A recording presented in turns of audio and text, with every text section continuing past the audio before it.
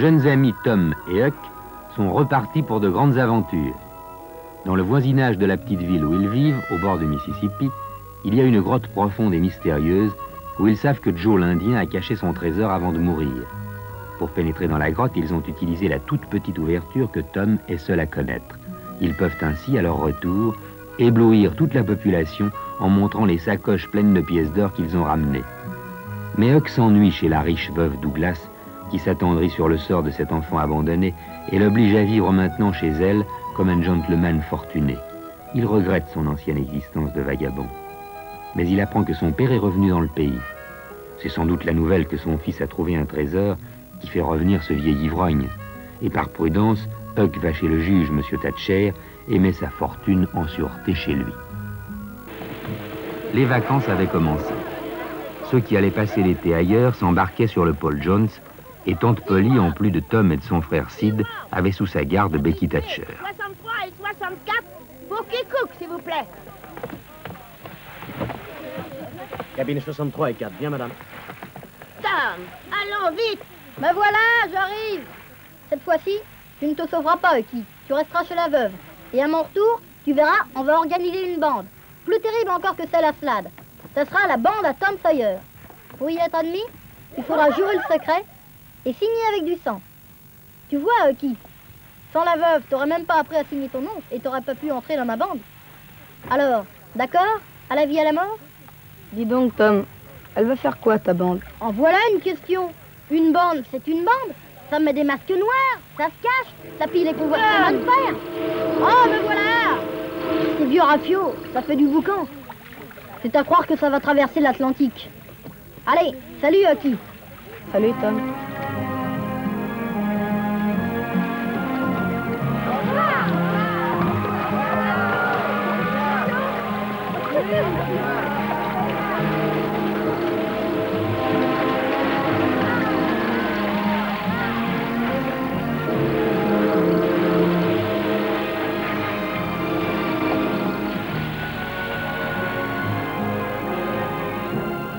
Une demi-heure plus tard, le vide et la solitude reprenaient possession de ce coin du monde sur la rive ouest du Mississippi. Son ami Tom étant parti pour la durée des vacances, Huck n'avait plus personne à qui se confier. Salut. La veuve? Non, pas question. Bien sûr, c'était une brave femme, mais toujours à pleurnicher sur le sort de ce pauvre enfant et à le traiter de brebis perdue. Ça le rendait malade. Mais ce qui le tracassait maintenant, c'était son père. Il avait disparu depuis plus d'1 an et le voilà qui revenait. On l'avait rencontré, bagnaudant par le pays et toujours saoul comme autrefois.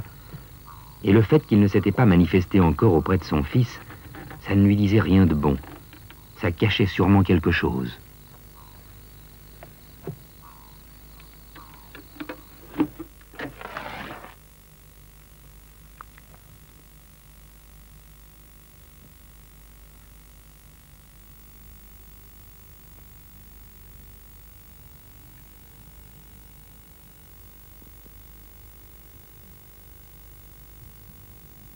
Le vieux était là, qui l'attendait. Alors, on ne connaît plus son père. Monsieur ne répond pas. Il te prend pour quelqu'un, dis. Peut-être que oui, peut-être que non. Tais-toi. Tu t'es poussé du col pendant mon absence. Mais je vais te rabattre le caquet, moi. Pareil que tu sais lire et écrire. Qui que c'est qui t'a permis d'aller à l'école? Qui que c'est qui t'a mis ça dans le crâne? La veuve. Ah oui, la veuve. Et qui qu'a soufflé à la veuve de se mêler de s'il la regarde pas? Personne. Oui, eh bien moi, je vais lui dire de rester à sa place, à la veuve. Et prends garde, pour l'école, rideau. Je lui apprendrai à pousser un gosse à prendre des airs supérieurs avec son père et à lui donner des idées au-dessus de sa condition. Lire et écrire, qu'est-ce qu'il faut entendre? Tu peux me supporter ça et bien dire merci par-dessus le marché. Non, pas moi.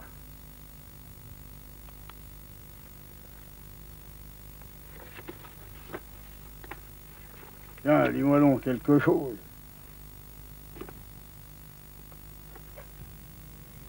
Et François leur disait, admirons l'œuvre du Créateur, tout est issu d'un unique amour, chantons Exultons. Ça suffit comme ça. Si je te reprends à tourner autour de l'école, je te tanne la peau, moi, et dur.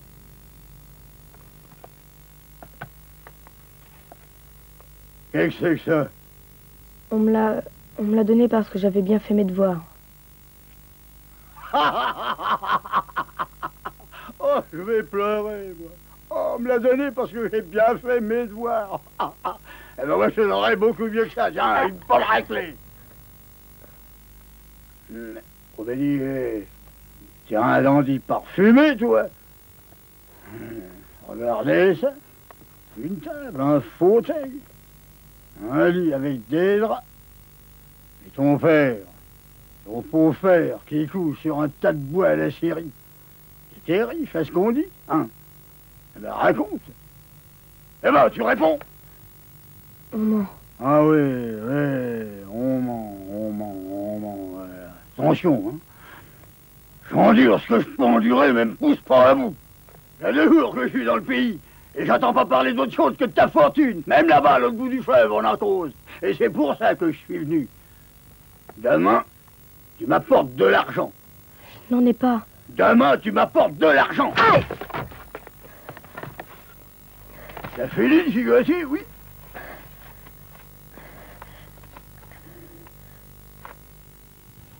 C'est tout? C'est tout. Ah, moi je vais en ville, boire un coup, histoire de m'y mettre un peu le grossier. Attention, fiston, hein? Attention! Je suis gentil, mais n'abuse pas, sinon tu sais ce qui va t'arriver.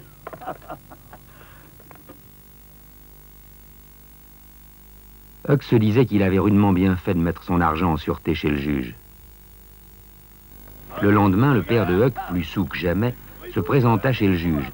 Il lui dégoisa des vertes et des pas mûres. Il essaya de lui faire lâcher l'argent, mais le juge le fit jeter dehors. Tout le monde qui vienne dehors, parfaitement. Ah, malheur.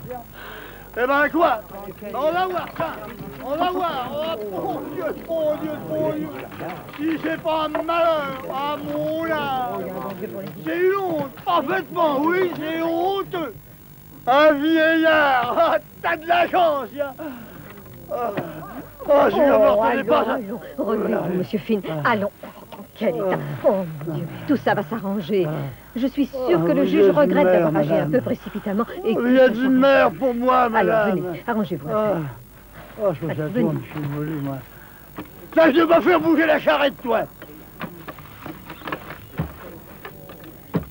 Non, Allez, je te retrouverai, va. Tu verras. La veuve ne voulait pas séparer Huck de son père. Question de morale, disait-elle. Vraiment chouette de se faire travailler, mais il fallait pas vous déranger pour moi, vous savez, moi. J'aime ma liberté, le lit. Elle s'était mise en tête de régénérer le vieux. Pour atteindre ce but, elle l'habilla de neuf et fit placer pour lui un 2e lit dans la chambre de son fils.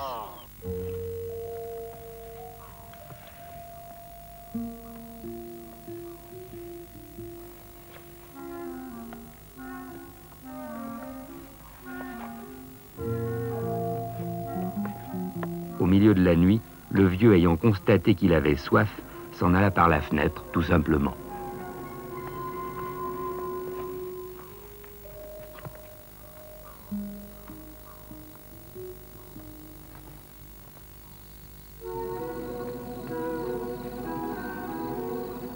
Il partit troquer sa nouvelle veste contre une bouteille de whisky et se saoula copieusement.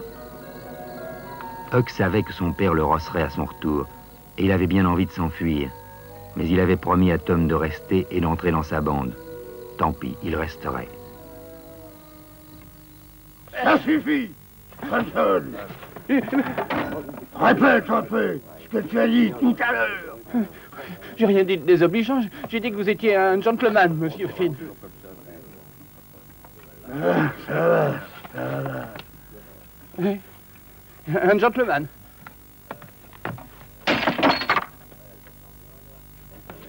Quel abruti, celui-là.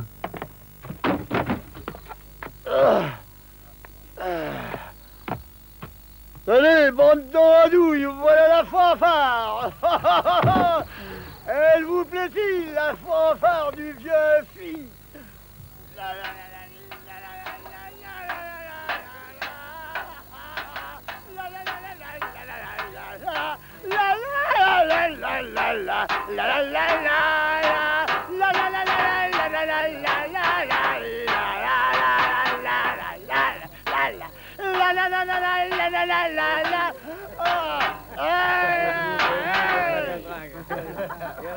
Tiens!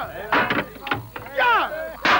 Et maintenant, je vais vous dire quelque chose. Je vais vous dire ce que vous êtes. Tiens! Allumez donc! Et montrez-vous à la fenêtre! Allez, encore un coup!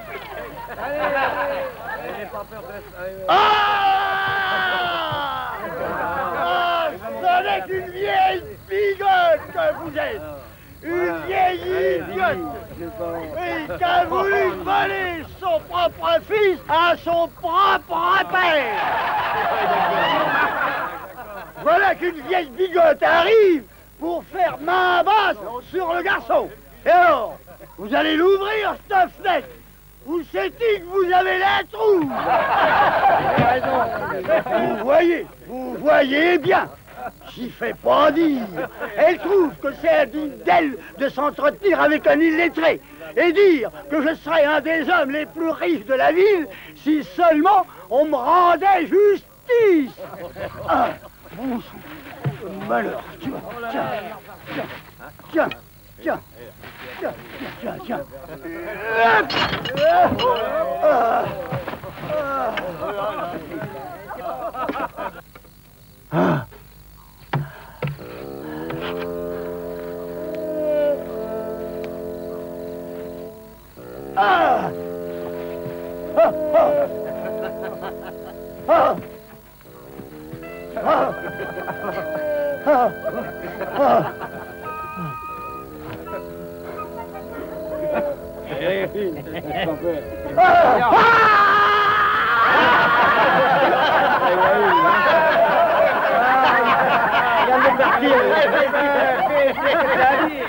Bonsoir, messieurs. Je vous serais reconnaissante de transmettre au juge mes félicitations et de l'assurer que je l'approuve entièrement. Car pour venir à bout d'un énergumène de cette sorte, il n'y a qu'un moyen, c'est de le fusiller. Personnellement, je ne vois aucune autre solution. Je vous souhaite bonne nuit.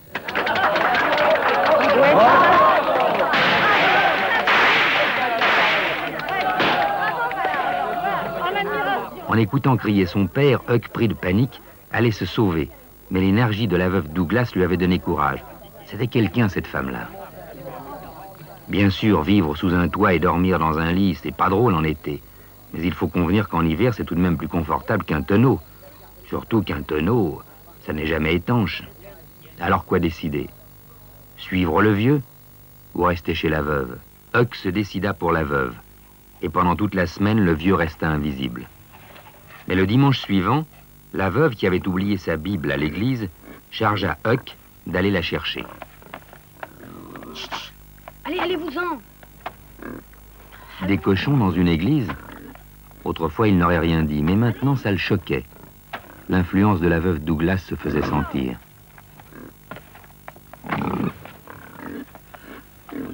Huck ne remarqua pas ce garçon qui pourtant cherchait depuis quelques jours à lier conversation.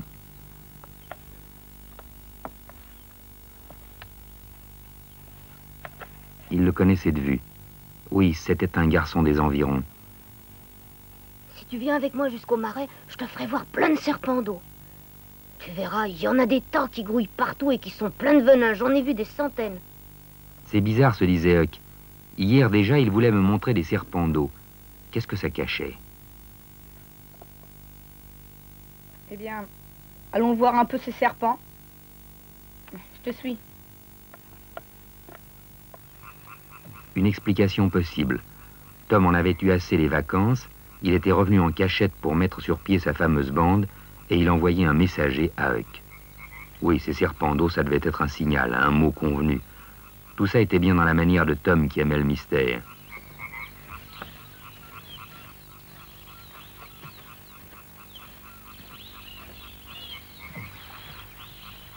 C'est là, un peu plus loin par là, au bord d'une grande mare.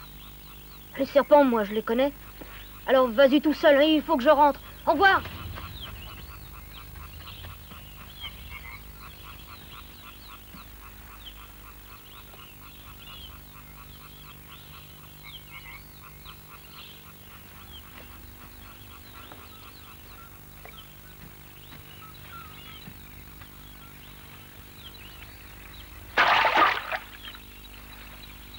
Non, ça n'était pas Tom. Huck avait été roulé par son père. Enfin, je te retrouve. N'essaie pas de te sauver. Allez, viens. Tous deux passèrent sur l'autre rive, en Illinois. Huck en prit son parti, aventure pour aventure, autant celle-là que rien du tout. Et puis, à dire vrai, il en avait soupé de la veuve de glace. Allez.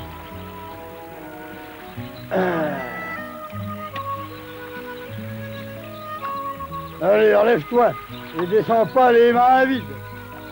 On verra bien si la veuve arrive à te récupérer.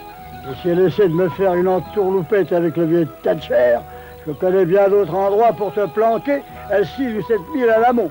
Ils pourront toujours te chercher, ils te trouveront pas.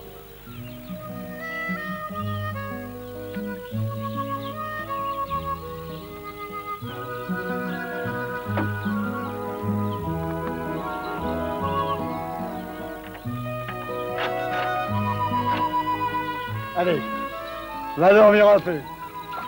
Moi j'ai affaire, je reviens dans 1 heure. Pourquoi l'enfermait-il? Huck n'aurait pas demandé mieux que de l'accompagner.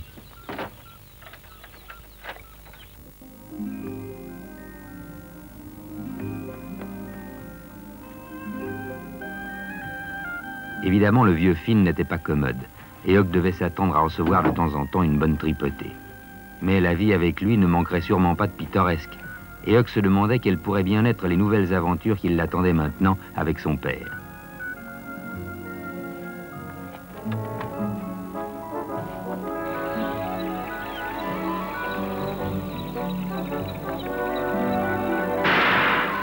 Le vieux Finn, méfiant, ne lâchait pas son fils de vue. On chassait, on pêchait, on vivait de ça. Parfois, il l'enfermait à clé et s'en allait au bazar, à 1 heure de là, échanger le gibier et le poisson contre du whisky. Et quand il rentrait, complètement saoul, Huck avait droit à la tripotée habituelle.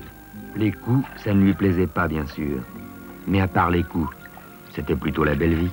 Il y avait même parfois du vrai bon temps. C'était merveilleux de se laisser porter par le fleuve dans la nuit claire, avec là-haut des millions d'étoiles. Qu'est-ce que tu crois que c'est, ces trucs, ces étoiles? Est-ce qu'elles sont là comme ça ou est-ce que quelqu'un les a faites? Ah non, elles sont là comme ça. C'est peut-être la lune qui les pond, comme une poule. Oh, une si petite lune et tant d'étoiles. Mais... Non, je ne pense pas. Et les grenouilles? Elles ne pondent peut-être pas des millions d'œufs, hein? Et tu crois que la lune ne pourrait pas en faire autant?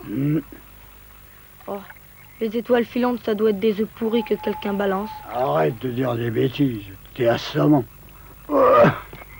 Seulement, la conversation avec le vieux Finn, ça n'allait pas loin.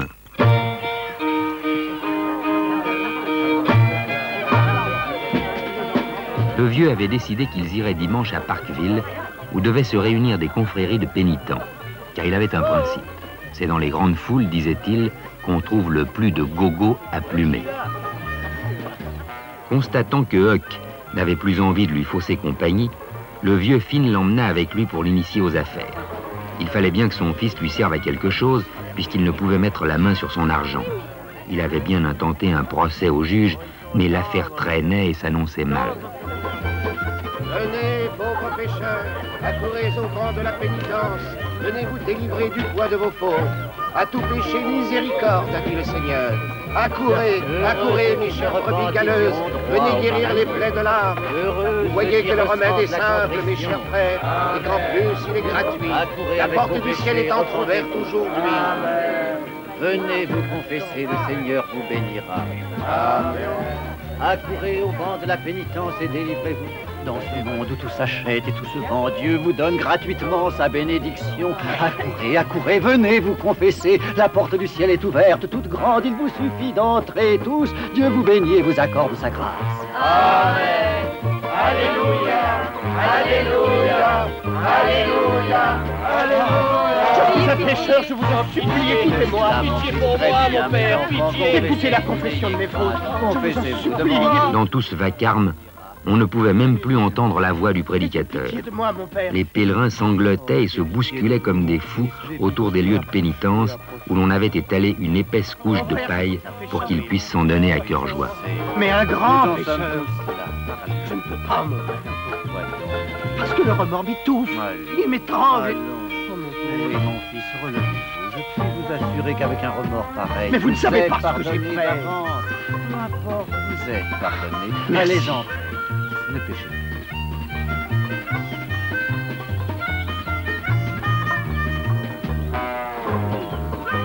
Mon père, il y a quelque chose de très important que je voudrais dire devant tous. Oui, Je m'appelle Daniel Russell et je voudrais confesser ma faute. c'est une très sainte pensée, mon frère. Silence! Silence, écoutez tous. Notre frère que voici voudrait confesser ses fautes devant vous. Ouais, le frère Daniel Russell va tout nous dire et ainsi purifier son âme. Montez là, mon fils, que tout le monde vous entende. Allez-y, mon fils, on vous écoute.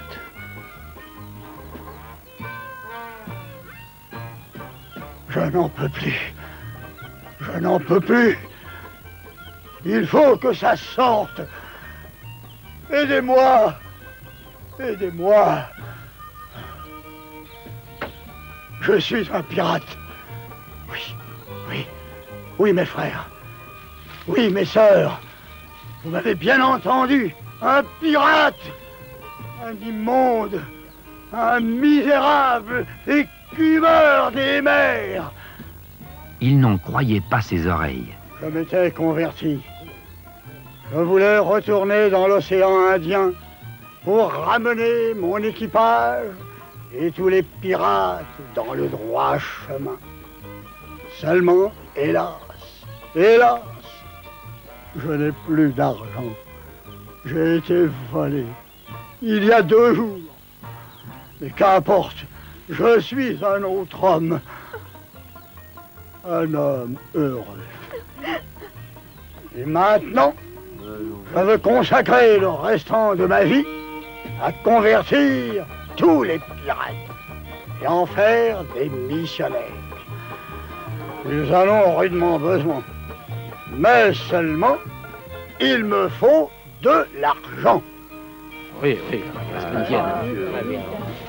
Et chaque fois que je rencontrerai un pirate, je lui dirai « Non, ce n'est pas moi qu'il faut remercier. Non, ce n'est pas moi qui t'ai converti.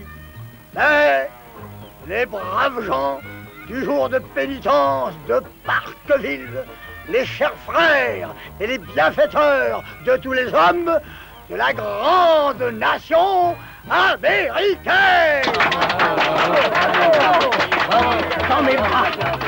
Huck n'en revenait pas. Pour quelqu'un qui ne savait ni lire ni écrire, c'était tout simplement grandiose. Écoutez tous, donnez votre argent. Nous allons faire une collecte. Il est de quoi accomplir sa mission, hein? Je compte sur votre générosité. Voilà déjà, je n'ai plus rien. Prends mon chapeau. Tiens. Il ne se le fit pas dire 2 fois. Il passa parmi la foule, bénissant le troupeau, remerciant tout le monde. Il avait l'air aussi solennel qu'un appariteur des pompes funèbres. Pour la première fois, Huck se sentait fier de son père. Oui, mon gars. Il avait ramassé 37,75 $, avec en plus une cruche de whisky qu'il avait barbotée en douce sous une carriole.